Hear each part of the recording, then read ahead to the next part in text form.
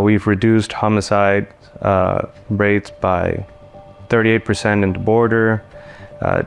There's a general sense of peace today in Ecuador. Our numbers are a lot better. And we are at a point that we need to continue pushing to eliminate the threat. Is Ecuador actually safe? One side makes it sound like Ecuador is this beautiful, affordable retirement paradise where you can enjoy a slower pace of life and live comfortably on much less money. And then you see the news, crime, gangs, homicide. So today, I want to give you my honest opinion. If you're seriously considering retiring in Ecuador, understanding this could be one of the most important things you learn before making your move. I'm Average Joe. Let's go. Let me start with my own personal experience. My wife's house got burglared. The thieves came when we were not at home. They took the fridge, home appliances, jewelry, dresses, furniture, etc. The only positive was that we were not present, so we didn't have to face a potential life-threatening situation. The funny thing was that all my expensive audio equipment, the mic, the audio interface that is on my desk were not taken. Maybe it's the Bible on the desk? We were in shock. My wife looked through the house to see what was taken, spoke with some neighbors to see if they had video recordings that could be useful, and then we made a police report right after. But they couldn't do a fingerprint swab because they said we've already corrupted the crime scene by entering the house. So this is the first time this has ever happened in my life, so I didn't know what to do. Let me know in the comments the actions you would take if your house got burglared or you got robbed. What is the process like dealing with the police in the US, or is it similar to Ecuador? My lesson here is, if your apartment or house got burglared, call the police and don't enter your home until they get the chance to look for fingerprints. And that's pretty much it. There's nothing else we or the police could do because there wasn't any video evidence or neighbor who witnessed it. My Ecuadorian wife also tells me that the police usually can't or don't do anything because of weak institutional capabilities and corruption. In fact, in most cases, the locals become like Batman and take justice into their own hands if they caught the thieves. This may mean the thieves would get beaten, shamed, or even killed. That being said, on a day-to-day basis, I feel relatively safe in Cuenca. I walk around on the streets and markets freely, not feeling that I will be robbed at any moment. And you know, I stand out over here. Having lived in Harlem of New York City, I do my typical cautious things, like always looking over my shoulders. I never went out late at night. I don't flash cash or valuables. I'm dressed with a hoodie and mask,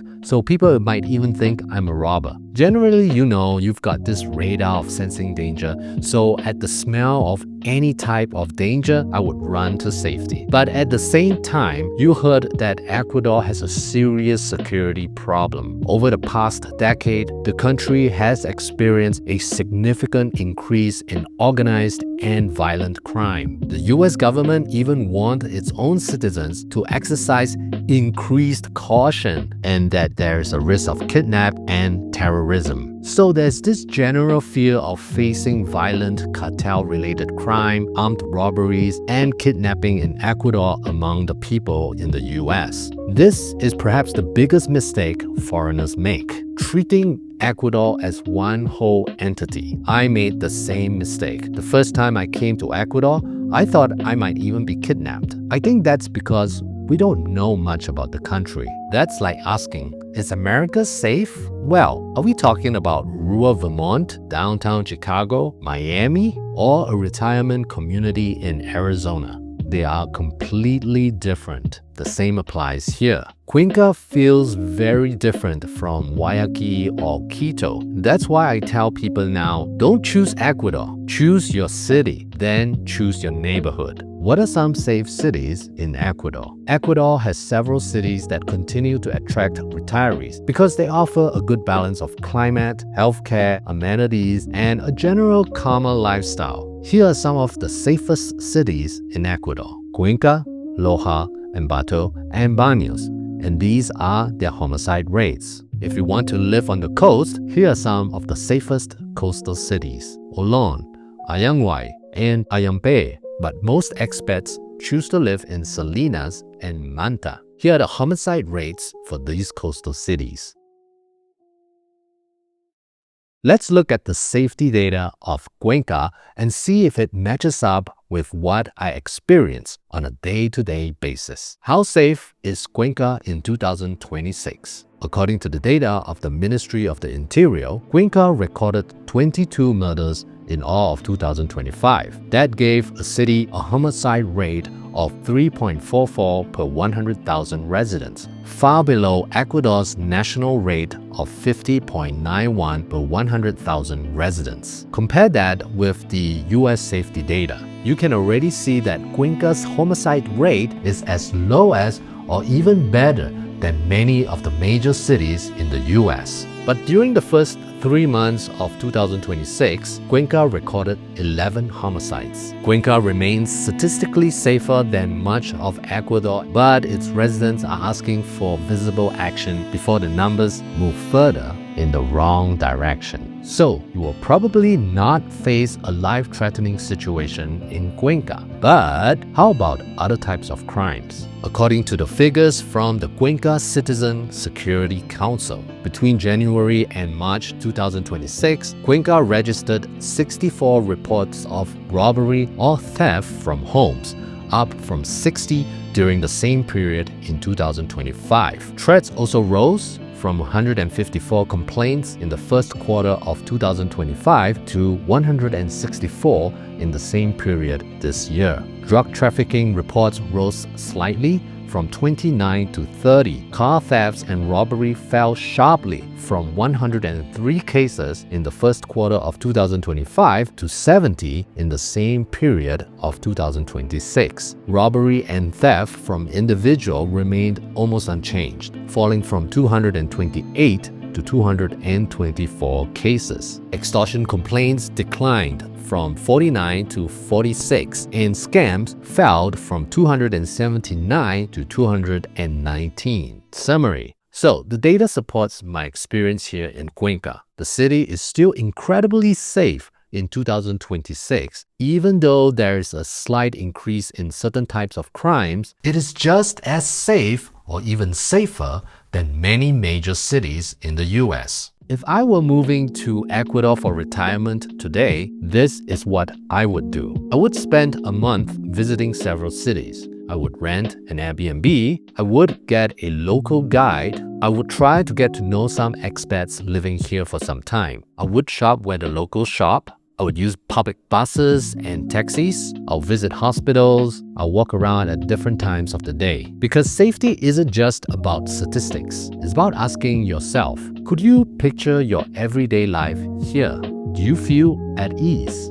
Are you happy here? So before I end this video, I would like to tell you another personal experience. There was this time in January 2024 where a gang leader escaped from prison just as authorities planned his transfer to a maximum security facility. As news spread about his disappearance, gangs took over prisons, attacked law enforcement, and even seized a national TV station mid-broadcast. A number of locals were shot dead in Guayaquil that day. In Cuenca, 2 explosives were detonated and a car was set on fire. The Ecuadorian president responded by signing a decree declaring a nationwide state of emergency and an internal armed conflict, labeling 22 domestic gangs as terrorist groups. Plus, there was a nationwide curfew from 11 p.m. to 5 a.m. I was at the University of Cuenca that day, not knowing what had happened. The next thing I know, at 3 p.m., the university staff is chasing everyone out because they are shutting down. When I got home, most of the stores were also closing because of the fear of violence. Thankfully, that was as bad as it got, and everyday life got back to normal after a few days. The reason I'm telling you this is because I experienced Ecuador during one of the most difficult moments. And I think that's a much more honest test of what living here is like than judging the country or city by either opinion based on YouTube videos or the worst headline. It also taught me that Cuenca is not crime-free, but where you choose to live and how you live can make a tremendous difference to your day-to-day experience. So, is Cuenca safe? Here's the better question to ask. Can you build a safe, enjoyable retirement in Ecuador?